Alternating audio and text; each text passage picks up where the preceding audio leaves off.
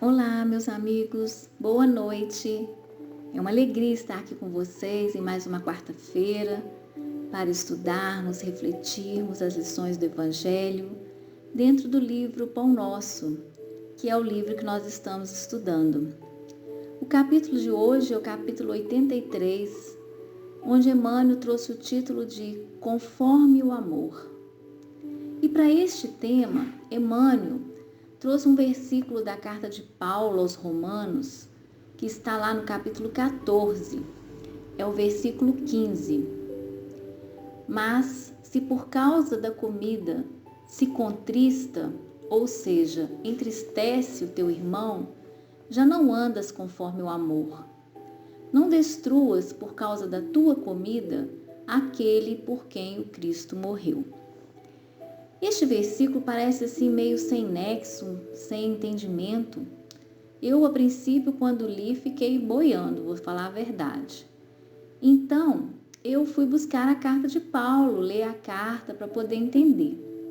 E Paulo começa essa carta dizendo: aceitem o que é fraco na fé, sem discutir assuntos controvertidos. Um crê que pode comer de tudo. Já outro, cuja fé é fraca, come apenas alimentos vegetais. Aquele que come de tudo não deve menosprezar o que não come, e aquele que não come de tudo não deve condenar aquele que come, pois Deus o aceitou. Aparentemente, parece que Paulo está dizendo que os vegetarianos são fracos, não é mesmo? Mas não é isso não. Essas palavras foram ditas há muito tempo atrás, numa outra época. Paulo está em Corinto, no final do ano 54, e é de lá que ele manda a carta aos romanos. Nós não podemos analisar o Evangelho com os nossos costumes e percepções de hoje. Além disso, não podemos nos esquecer que a mensagem do Evangelho é uma mensagem para o nosso espírito. Por isso ela perdura até hoje, depois de tantos séculos. Então vamos entender o que estava acontecendo lá naquela época com aquele povo. Nós vamos entender que muitos judeus que haviam se convertido ao cristianismo traziam ainda arraigado em seus hábitos os velhos costumes do judaísmo, como por exemplo, não comer carne de porco, ou não comer certos alimentos que eram considerados impuros.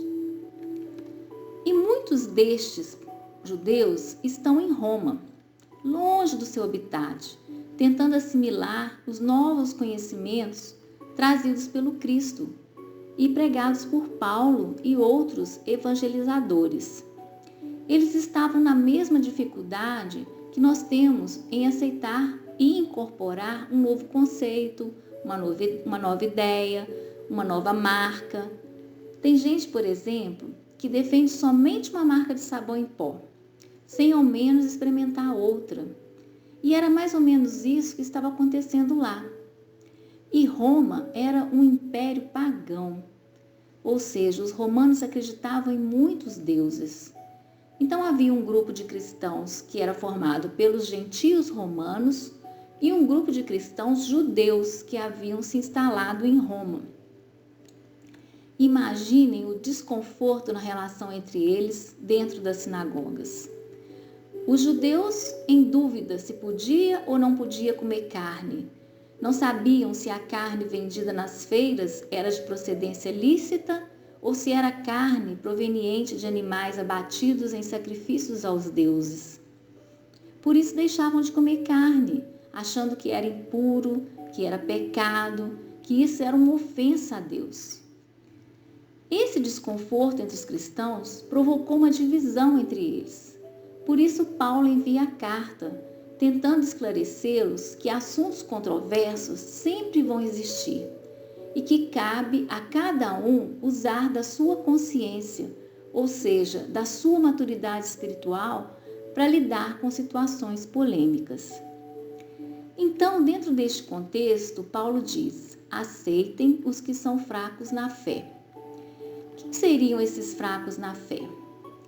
Eu entendo que fracos na fé somos todos que acreditamos que Deus julga seus filhos baseados naquilo que vem de fora, das manifestações exteriores. Só que Mateus nos trouxe um recadinho de Jesus, quando diz: não é o que entra pela boca que contamina o homem, mas o que sai da boca porque procede do coração. Assim, trazendo para os dias de hoje, vemos muitos de nós que viemos de outras doutrinas religiosas ainda presos a velhos hábitos e crenças. Uns acreditando ser necessário o uso da jarra ou do filtro com água fluidificada. Outros preocupados com que tipo de roupa usar. Se pode ou não pode comer carne. Outros preocupados com a cor da parede da casa espírita. Muitos ainda acreditando que se fizer ou não fizer isso ou aquilo, Deus vai nos punir, vai nos castigar. Como se Deus estivesse preocupado com situações exteriores. Então, meus amigos, o convite do Evangelho é para que não caiamos na tentação de entrarmos em assuntos controversos e polêmicos. Reflitamos mais, não desprezemos aquele que pensa diferente de nós e cuidemos do nosso mundo íntimo. Evitemos entrar em bate-boca desnecessário, seja em casa, seja nas redes sociais, querendo ter razão, criticando, julgando, condenando o procedimento dos outros. Estamos todos tentando acertar. Muitos estão fazendo e acertando. Outros estão fazendo e errando. E outros nada fazem. Em que posição estamos? Será que estamos sendo pessoas indignadas de pijama? Aquelas que sentam no sofá, se revoltam com a situação da família, do bairro, da cidade, mas que não se levantam para ajudar, não se levantam para participar, para sugerir, ou mesmo para orar por aqueles que estão à frente de determinada situação. Pensemos um pouco, qual tem sido o nosso papel nesta sociedade que hoje enfrenta tantos desafios? E continuemos com a carta de Paulo, versículos 4 e 5. Quem é você para julgar o servo alheio? Há quem considere um dia mais sagrado que outro. Há quem considere iguais todos os dias. Cada um deve estar plenamente convicto em sua própria mente. Ou seja, cada um dá aquilo que tem condição de dar, com a consciência que tem, com o aprendizado que já assimilou. Não nos cabe julgar. Quantos doutores da lei, à época de Jesus, ou mesmo Judas e Pedro, estavam equivocados? Mesmo que não concordemos, mesmo que pensemos que o outro poderia fazer melhor, devemos nos perguntar: o que posso fazer para auxiliar neste processo? Qual a parte que me cabe? São perguntas assim que nos levam ao autoconhecimento e à nossa tão desejada reforma íntima. E para finalizar, vou citar só mais um trechinho da carta. Os versículos de 12 a 15. Paulo nos diz: assim como cada um de nós prestará contas de si mesmo a Deus. Portanto, deixemos de julgar uns aos outros. Em vez disso, façamos o propósito de não colocar pedra de tropeço ou obstáculo no caminho do irmão. Como alguém que está no Senhor Jesus, tenho plena convicção de que nenhum alimento é por si mesmo impuro, a não ser para quem o assim considere.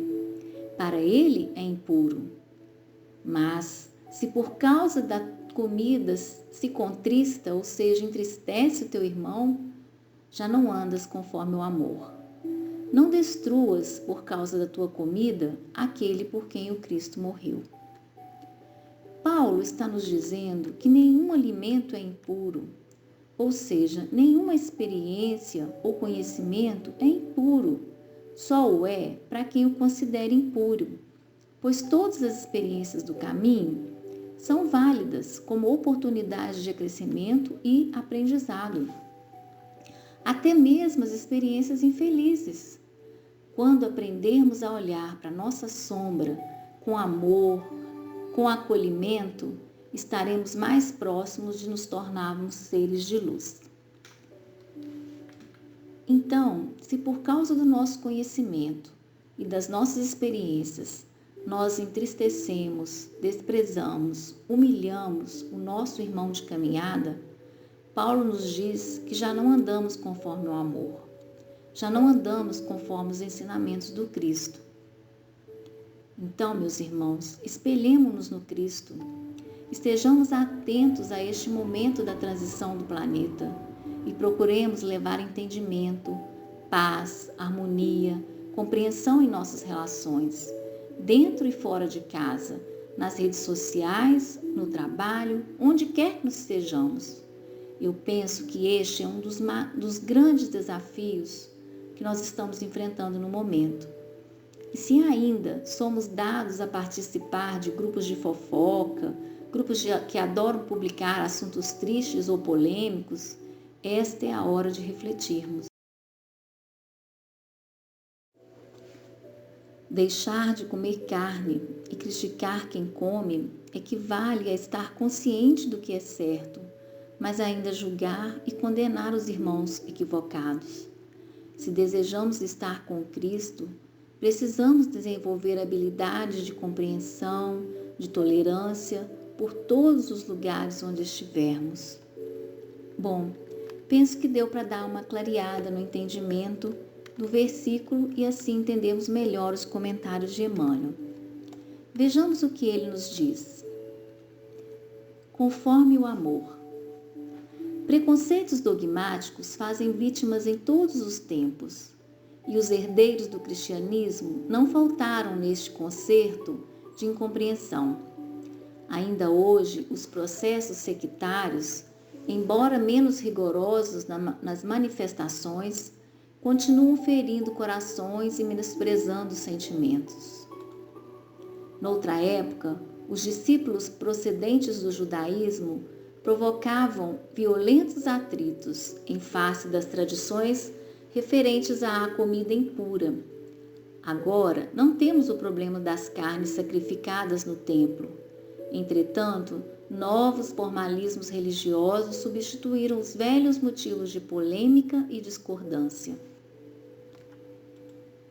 Há sacerdotes que só se sentem missionários em celebrando os ofícios que lhes competem e crentes que não entendem a meditação e o serviço espiritualizante senão em horas domingueiras, com a prece em exclusiva atitude corporal.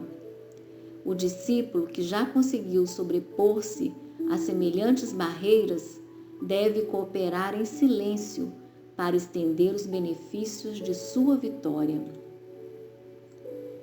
Constituiria absurdo transpor o obstáculo e continuar deliberadamente nas demonstrações puramente convencionalistas, mas seria também ausência de caridade atirar impropérios aos pobres irmãos que ainda se encontram em angustiosos conflitos mentais por encontrarem a si mesmo dentro da ideia augusta de Deus.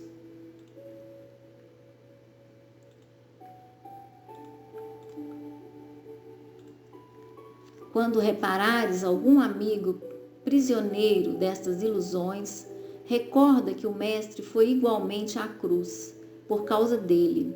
Situa a bondade à frente da análise e a tua observação será construtiva e santificante.